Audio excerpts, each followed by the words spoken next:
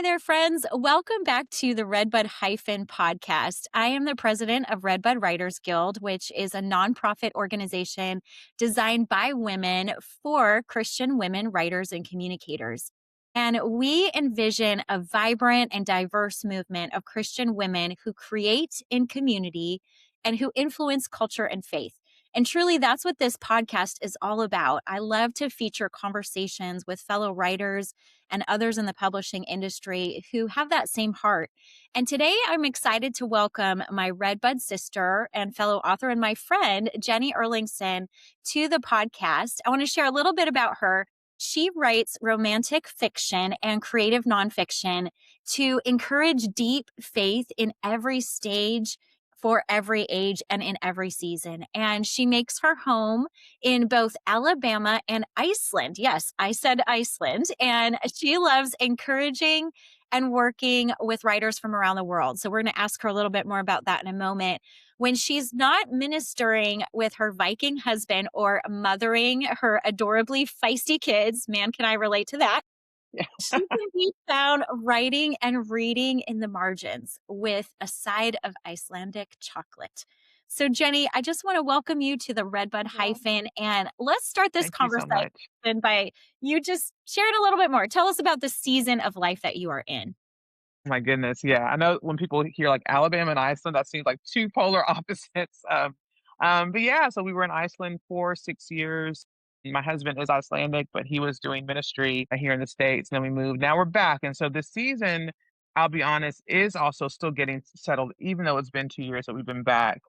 But as our kids are growing, chasing after them, all their activities, and what they're doing, but also us plugging into and with our church as they're in a season of transition with our friends becoming pastors. So we're back at the church that we both served in for years before we moved as well, and doing that, and then helping our kids as they're navigating elementary and middle school, and now my oldest is in high school.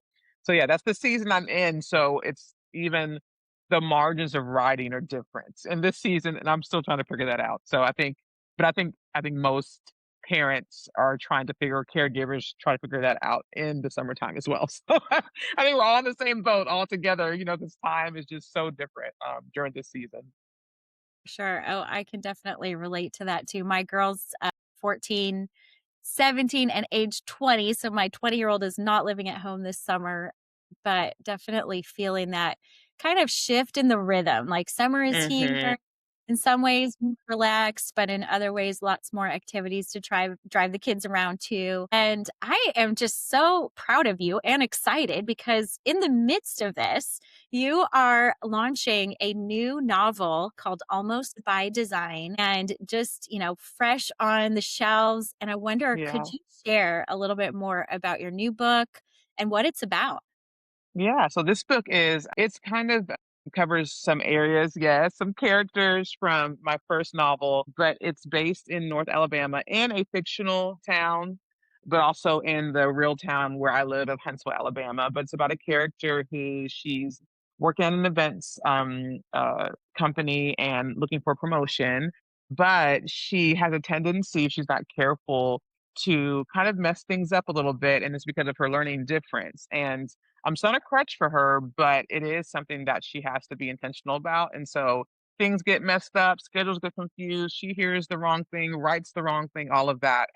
But that gets exacerbated by an accident that she has. And so some of the coping things that she uses and even just her activity that helps her deal with those things gets halted. And so now she has to not only try to get back her promotion, try to appease her employer, but deal with her, what we call the MMC, the main character, deal with him who ghosted her beforehand, who is working on his doctorate, who comes from an immigrant family, Nigerian family, and I know that full well because of my background, and most Nigerians and probably any other immigrant family know that there's only like three or four roles they want you to have as far as a career, either doctor, lawyer, engineer, maybe an accountant. Maybe we'll do that. That's going to be maybe okay. And so the character Solomon, who Kenya meets again, he's having to deal with that. And so, yeah, so there's lots of fun that happens in the story, but also a lot of things that are dealt with deeply. when it comes to your worth and the things that you deal with, the pressure, expectation, and how does that measure up when you're in a relationship with someone else, or in this instance, a fake relationship that ends up becoming more real than they intend. So yeah, so that's the story, and it's fun, but I didn't expect it. I think to be as deep, and especially considering her what she walks through, which is very kind of personal to my family as well. So intriguing. Well, I love it. It's in the category of Christian romance. Is that right? Yes. Okay. And published by Revell. And, one of the things I wanted to dig into with you a little bit today is this idea and just this life. How do you do this? How do you write Christian fiction, specifically Oh my romance? goodness. What are some of those unique elements to this type of writing? That's a really good question, because I think in this timing too, you're seeing the rise of at least people defining more maybe clean fiction, what they call it closed door fiction, spice free or low spice fiction. And of course, we have Christian fiction, which generally covers all of that. And so some of the things I think that make it different is, of course, like when it comes to the content. I mean, we're talking about probably PG movie of content when you're feature those romantic relationships, and you're really trying to there's always usually a happy ending, right? You're trying to get to, and sometimes people look at that as maybe cheesy or not very fun, or maybe doesn't always reflect what happens in real life. I think any Christian book in the genre, whether it's historical fiction, women's fiction, that we recognize that we have hope through Christ. And so the hope of this specific book, right, is the hope that these two characters will get together in the end. That's the hope. So you do have that. That's what's going to happen toward the end. See that get together. I think sometimes people only relate it to women's fiction or other ones, but I think with Christian fiction too, there's always that depth. Maybe some people are not as overt with the faith, and some people are more subtle with it, but I think those threads do weave through. You know that the characters are doing their best, even if they don't are both in faith in the book. Maybe they're getting to it, maybe they're coming back to it, whatever that looks like, or strong in it, but they're living their life based on this moral code, based on this faith aspect. Faith is, a central part. And so that's kind of what some of the things that kind of make it different. So you're not going to, which is why I think clean fiction is being more defined now. You're not going to open a book and maybe be surprised by something that you didn't realize, as seen on a page that maybe you would have skipped over, maybe watching a movie, or at least that you'd be prepared for if you knew you were watching a certain rating of movie. Sometimes, some fiction you may encounter things that you're reading that are maybe that you don't want to open up your life to. And so, and people I think sometimes have trouble with the clean fiction rating because they're like, well, does it mean other fiction is dirty? It doesn't mean that, but this is kind of how, it's being rated. But so those are some of the things that kind of make, I think, Christian fiction a little bit different for sure than other mainstream fiction. I appreciate you sharing that nuance because it helps us kind of understand what the categories look like. Hmm. And it makes me think about like Hallmark movies, for Yeah. example. I like Hallmark movies, and I know when I'm coming to the movie that there's going to be Yes. certain kind of tropes or it's going to have a certain type of ending, but then the way that that plays out with the characters is unique, and some Yeah. actors are better than others. So of course there's that variance within it, but it does kind of give you that satisfying, hopeful ending. And I know when I'm going to watch one of those movies that that's kind of what I'm after in my soul. Let's talk about seeds for a minute. I want to talk about where do you get those seeds of ideas from? Uh, It's a great question, because I think it's fun now in conversations with people, and I'll hear things like, "Oh my, you meant that way?" And I'm just always like, "Y'all never know." And, I'm just kind of cataloging everything, and that's really, I think, what happens. But we know how it is with nonfiction too. That the inspiration, the verses, and all of those things. And so mine is both. I always love having a either a theme in the Bible or a verse anchor, something that like my characters are dealing with that's gonna be an anchor that I may weave throughout the story. So that's always inspires me.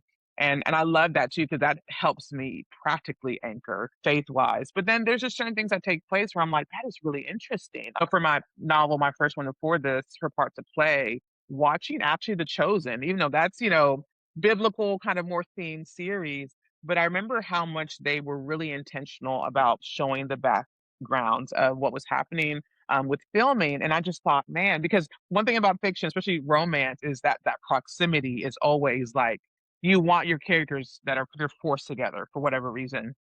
So I begin to think like in real life, what happens with, crew and makeup artists and hairstylists and as they're with, these actors and actresses all day, like sometimes very early in the morning, very intimately because you're in someone's face, right? And so like, I'm like surely there's these stories of things, relationships get developed where there's friendship or even more. And so that's what kind of influenced my first novel. And so for this one, really the seed of it came because this is the main character's cousin. So the main character from the first one is her cousin. And I loved Kenya in the first one. I just loved her personality. Even though I wrote her, but you write characters, you're just like, oh, like you're just so fun. She was vibrant. She was just energetic. She was witty.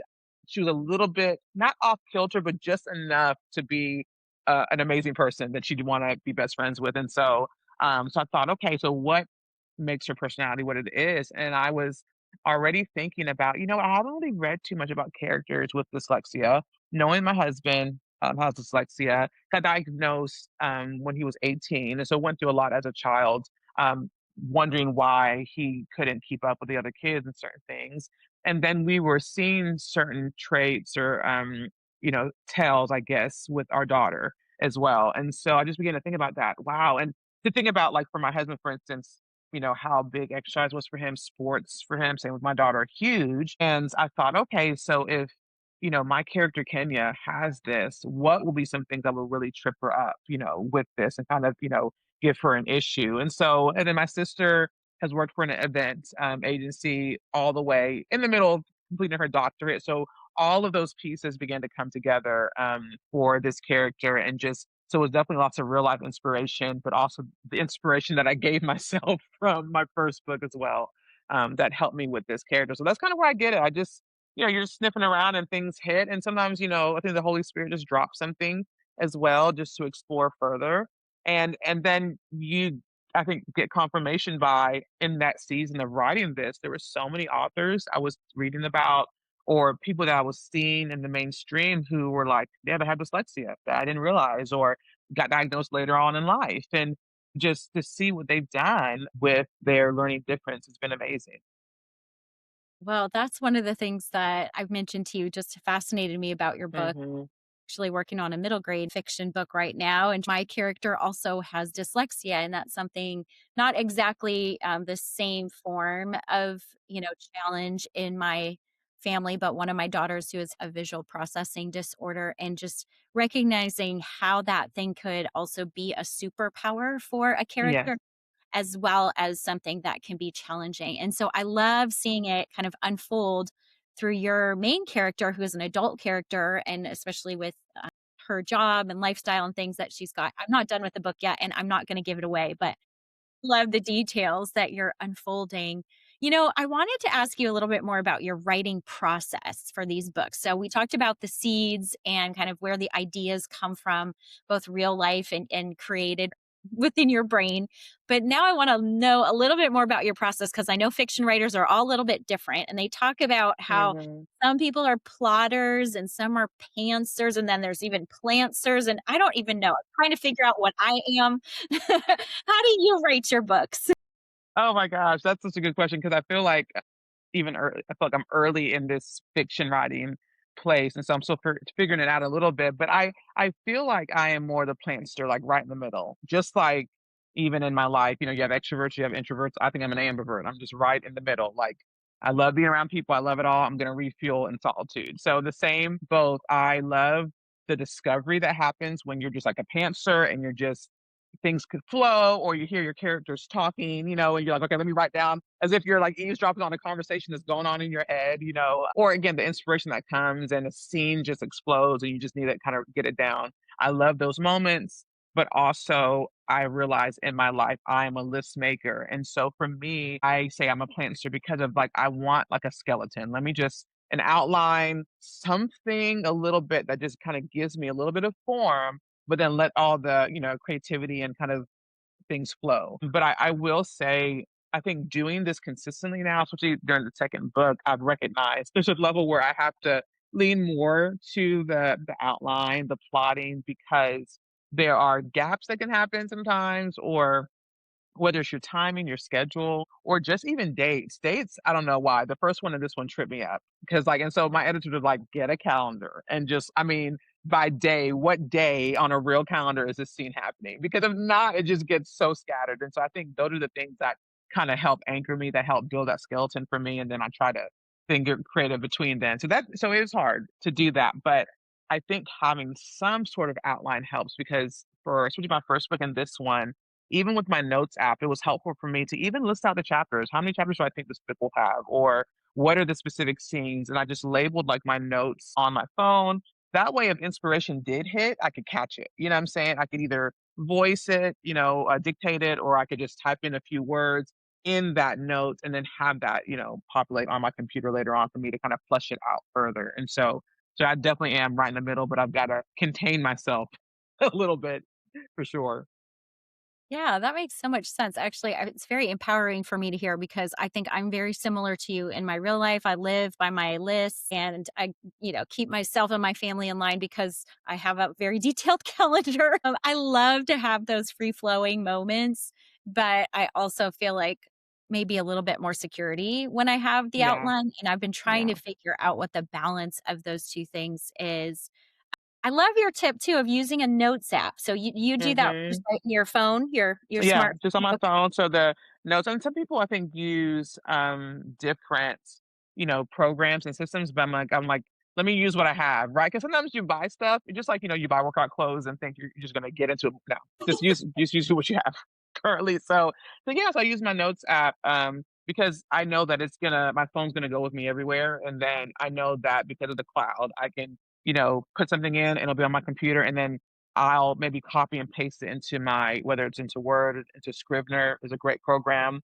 That kind of, because the notes and Scrivener kind of give the same thing, where Scrivener, I could write out a text or scene and maybe move it around if I need to.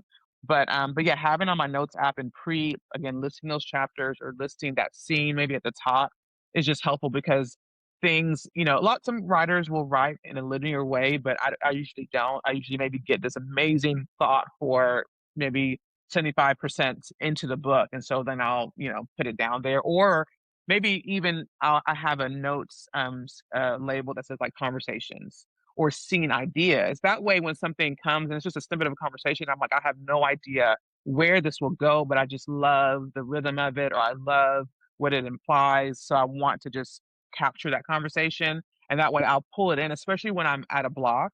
So I'll kind of even look through my own notes of conversation ideas and I'll stick that in different places as well. So the notes app is definitely kind of helpful for me to that way I can dictate it if I need to or type it.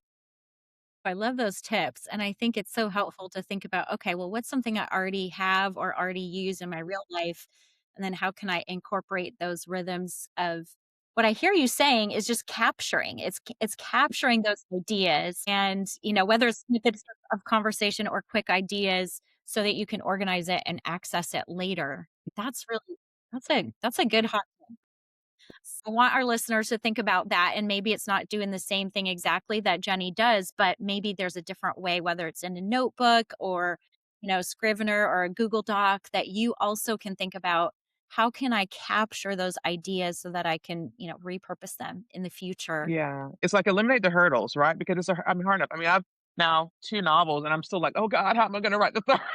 A third or whatever. If you're thinking about learning a new software just to write, then no, don't do that. Like, so if it's your notebook, like, what are your strengths already? What are you already doing? And then, incorporate writing into that already. And if you voice text all the time, okay, take 10 minutes and voice out something. Edit it immediately because you'll look back and think, what gibberish did I just speak out? Right. I dictate a lot, and if I wait too long, then it's hard to edit. But yeah, use what you're already doing, and that way you can flow, and you're not giving yourself this big learning curve when you're trying to work up the courage to write and put things down. That's so good. Well, thank you. So we talked a little bit about seeds. We talked a little bit about maybe I'll call it gardening tools here, like our tools Yeah. for writing. Now let's talk about audience for a minute because I know you write in creative nonfiction, devotional spaces, and then also in fiction. And we have this dilemma when we Yeah, write in different genres, how do we reach our audience? And so I yeah. wonder for you, kind of what does that look like? Who's your primary audience for your novels? And then how do you speak to those people? Yeah, that's such a great question because I think sometimes, like the professionals will say, like, you need to stick to one area, one genre, one, kind of one lane so you don't confuse your audience. But also, I think, too, there's timing, but being authentic to who you are as well. You want to release these things. And so that was definitely hard. I'm not gonna lie. I think because I started my nonfiction book, especially on the state side, working in women's ministry at a church and I had, a lot of that audience was, that's what they expected. But fiction, I still had I will call them biblical fiction woven into that, and which is why I call it kind of creative nonfiction. That they were woven into those nonfiction books, and so I think there those who maybe personally in my personal circle knew that I was always kind of writing fiction or writing in a creative way, or whether that was prose or poetry as well. But as that expanded, and then on the Iceland side, which is really when the novels kind of picked up more, that was definitely a fear and that was hard but what I recognize is that I still had the same voice. So even though my voice was coming out through different ways, it was still my voice. And also, I think I was able to anchor better in reaching that audience by those themes that have been a part of my nonfiction of still they were infused into my story that was still an anchor there. Like for me, I'm really big on Christ-centered identity, intimacy, and an influence. And so exploring those themes in the novels helped me to even like when I wrote a U version devotional for with my first novel to kind of explore those themes further. Or, we both wrote for Encourage. And so even writing a blog post about the book, exploring some of those themes, further. And so I think it's still definitely a similar audience. The audience has expanded for sure for those that, read more fiction or strictly fiction. It's definitely fully expanded. And so I think that's interesting when I get reviews, some who are like, oh, like surprised, not surprised by the faith theme, even in a bad way, but almost like, wow, that I didn't expect to chew on this part, or for this thing to hit me. And so I think that's where that devotional nonfiction part definitely comes through. And so my audience, I would say, I mean, anyone from like I have a 12-year-old reading my novel right now, so from 12. But really, you have the ones who are reading, right? The ones who are reading the nonfiction books, the fiction books. But my desire is for sure is that our people, especially the church, they see themselves reflected in these stories. So I think a lot of us are attending churches that are multicultural, that are so diverse and a variety of people in them. And so that's what I want to reflect in my writing that our church, our big C church is kingdom focused and is filled with every tribe and people and nation. And so I want the people that are living in those contexts and maybe are not always seeing that reflected, especially maybe in their fiction books they're reading. I want them to be able to see that and experience that. Those who, like me, are a Nigerian American woman married to an Icelandic man, are seeing their family reflected in these books. So that's what I think not only I hope my target audience is, but really like what I want people to experience when they read the books. It's beautiful. You're preaching to my heart with that. And I think it's visionary at the same time. It's something that Yeah, you care yeah. deeply about, and so you wanna gather those people, but then also you wanna represent, like you said, the people that are in your real life and who maybe are part of that readership. I wonder, what would you say to the author or aspiring author out there who really has a desire to write fiction? How would you encourage them just with some of the maybe challenges or even victories that you've experienced in your journey? Yeah, that is my heart, definitely, because I think it's hard to give ourselves permission, right? And even when the Lord gives us permission, it's so hard. But I would say again, how are you anchoring that? I mean, if you can say call or whether maybe it's just an assignment for you right now, how are you anchoring it? Because I think when you understand that, you have heaven's approval, right? You have God stirring that up, it kind of helps you move forward. And so if you feel that longing in your heart, I'm a firm, believer in Psalm 37:4, delight yourself in the Lord, he'll give you the desires of your heart. So that's with the first place, delighting yourself in him. From there, I go then to John 12:3, where Mary poured her oil on Jesus' feet and says the fragrance filled the room. And so for me, if that your heart is to write, then look at it not just as this thing to do, but at this worship, right? Pour it out on his feet. I'm delighting in him. I'm pouring it out on his feet. So I'm putting forth the thing. And I just like you said earlier when I was talking about capturing, I am putting the words out. I am releasing them. I am being faithful to steward this, however imperfect it is, because like what God's reminding me of is that his responsibility is a fragrance, right? Because a lot of times we stop ourselves and get caught up because we're just like, where will it go? Will it be successful? Will I be able to get an agent? Will I be able to get it out there? Will anyone want to read it? That's a part of it. It is for sure. But your core has to be anchored in, okay, this is what God said, and this is my worship and response to him, right? And then where the fragrance goes from there. And so I would encourage you just like, yeah, write down the stories. Like, what inspires you? What is it that you love to write about? What questions do you have? I think Francine Rivers talks about this, that her books a lot of times were based on these questions that she was asking. And then you're kind of writing to explore it, right? And so, yeah, what questions do you have? What things interest you? What scenarios are you curious about? And how do you, like, I think it's Andrew Peterson, his book, haven't even read it, but the title just inspires me. Adorning the dark, right? How has God called you to adorn the dark, right? How has God called you to light up the space that you want to write in? Especially as a Christian fiction author, like I mean, we're not writing like dark. It may even be dystopian, but there's good news, right? We write from the overflow of good news of light, and so yeah. So what does God want you to light up? And giving yourself the permission to do it and to do it imperfectly. To just get the stuff out there. Get it out. Get it out. I needed to hear that encouragement today. You are definitely preaching something that I need to hear and in the midst of my own writing journey, but I hope Yeah. that our listeners too can take that to heart and that beautiful image that you give us, just getting to pour it out and let God be the fragrance, the Holy Spirit be the fragrance Yeah. writing. That brings it beyond just checking a box or trying to Yeah. hit a certain number, but that it's actual spiritual practice and worship. That's powerful. So I hope our listeners will sit with that. I know I'm going to go up and journal on that today. I need to chew on it. And some of those questions that you even voiced, I think are some good prompts for us all, those of us who are writers. Well, Jenny, this has been such a great conversation. I want to end with just asking how can people support your work and your ministry? Where can they find your book? Well, you can find my book through, of course, different retailers that sell books. But if you're looking to kind of find more or learn more, you can go to jennyerlingsson.com and just all the streams are there from how I encourage other writers and working with even other writers with their books or a little bit of Iceland, Instagram if you want to see what I'm doing with my kids, even though I know it's been very much book focused for sure the past few weeks. But I think just the prayer and support would be I mean, prayer is huge. Like, it's feels like these are the not only our worship, but the weapons we wield, right?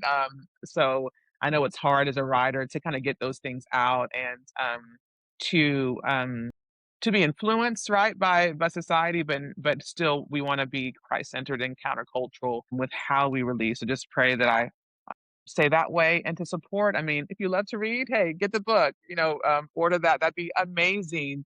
Sometimes it's hard to say this part because, a lot of it is the business, especially in traditional publishing. And so, if you do love to read, get the book, or request it from your library or write the reviews. All those things signal to publishers, not only bookstores that we want to put on our shelves, but to publishers to continue to offer, those of us like me and Dorina and others, those contracts and give us opportunity to write for them. And of course, some of us, write independently, and that is so important what we're putting out there. Some of us are do both or take the traditional route. And so being able to continue to open up other opportunities for others as we step forward is huge. And that comes from the buyers of being bold enough, even if you're looking at a cover, you're like, "Oh, that doesn't look like me," but the story is still the same, right? The story is still gonna relate and it matters. And so if you know people around you too that love to read, recommend our books, recommend these books and they'll maybe will learn something that they never knew before, whether it's dyslexia, whether it's Nigerian culture, whether it's just a fun, North Alabama story. So that is huge for not just to me, but I know Redbud's is full of writers like that, and even all around you. We can't do this without reader support and prayers. So thank you so much for that.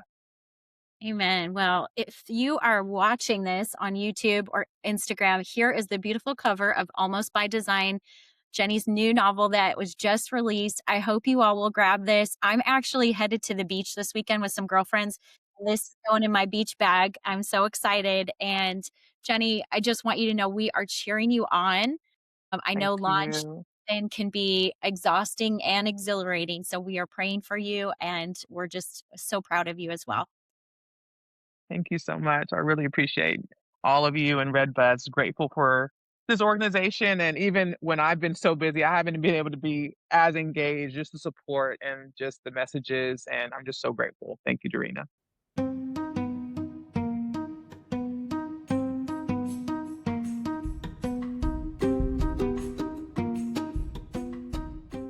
Friends, wasn't that such an encouraging conversation with Jenny Erlingsson? I don't know about you, but I am inspired to get back to my writing today after listening to that. I want to thank you for joining us for the Redbud Hyphen podcast. I hope this time has been worthwhile and that you have some tools and some ideas of how you can move forward in your writing and publishing journey. That's what we're all about at Redbud Writers Guild. And if you would like to learn more about our community, I want to just encourage you to hop over to our website, redbudwritersguild.com. It is linked in the show notes. And be sure to check out our bookstore there, especially if you are filling up your beach bag with some fun books for the summer. We've got a great variety of both fiction and nonfiction, as well as poetry and kids' books that are written by our members. And those are all linked in the Redbud library on our website. We also offer webinars, and these webinars are free for our Redbud members. No need to register in advance if you're a member, but if you are not a member of Redbud, it's a great taste of our organization and some of the meaningful offerings that we have for writers and communicators. So we invite you to come and join us, to bring your friends. The registration is over on Eventbrite, and we have that link in our show notes. The cost is $15, which is something that benefits our Women of Color mentoring program and helps to provide scholarships. And our next webinar is actually in a few days here, Thursday, June 25th at 10 a.m. Pacific, 1 p.m. Eastern Time. Now, I want to tell you a little bit about this one. This is a conversation about AI and AI with writing. So, AI now plays a major role in connecting readers to their next favorite book through Amazon recommendations, through Google searches, and tools like ChatGPT and Claude. And knowing how that works gives you a real edge in connecting with your readers. So, this webinar is unique because we have a presenter who's going to walk us through what AI looks at when matching books to readers. And it will include a free practical checklist of things that you can do today as an author to help your book show up. So, if you don't have a marketing background, or a publisher or a budget, even, this is the webinar for you. I'm so excited to hear from Beth Walker. She serves as the content director for SMA marketing, where she leads the development and execution of SEO content strategies. So we are going to be leaning in to her extensive experience in crafting compelling narratives.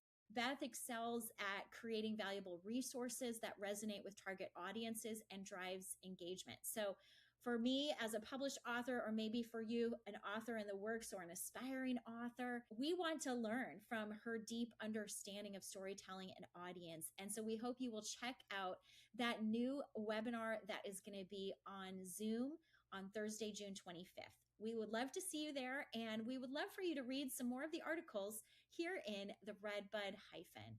Shalom, friends. Happy summer to you.